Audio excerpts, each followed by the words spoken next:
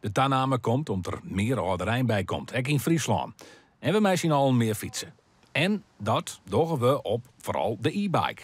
De elektrische fiets speelt een grote rol. Hè. De fiets is een evenwichtsvoertuig, dus dit is altijd al wat wip en de wip. Hoe gaat het mij op en uit stappen? Dat is een van de problemen bij fietsers. En omdat die e-bike er is, werd ze vroeger een rondje maken van 8 kilometer, fietsen ze nou makkelijk 40.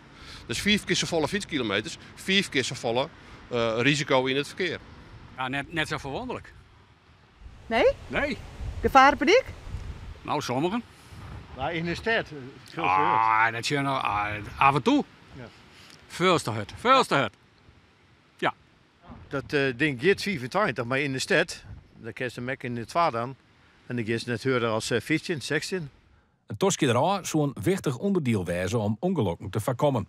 Zorg je ervoor dat je weet hoe je die snelheid bescheren moet. Het is net het doel om snel te fietsen, het is het doel om makkelijk te fietsen. Dus zie je nou net elke keer die 26 kilometer in het oren te hellen, maar ben ik tevreden met een jochentje of met 20. Een voorbijkomende fietser zocht net zo volle gevaar. Hij had alle vertrouwen in een veilige rit.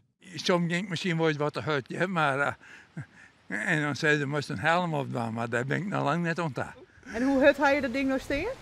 Nou, ik gewoon was eigenlijk altijd 25. Had ik er lang aan, maar vol hadden wel net.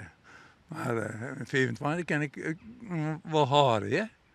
Ze had er al hoe dat naar 20 moet. Nou, ik hoop net dat ze dat doen. Ik ga dat een beetje opvoeren. Maar met 68% meer dodelijke slachtoffers onder 70-plussers in het fietsverkeer ziet het Verkeersveiligers Friesland naar oplossings om dat tal naar onderen te krijgen. Waar we vooral naar zieken is hoe kunnen we met de meesten zelfs uitvinden waar ze in de problemen komen. En dan zien of we daar een oplossing voor betekenen kunnen. Kunnen we ze wat bredere fietsparen? Kunnen we ze fietsen in een wat rustiger omjouwing?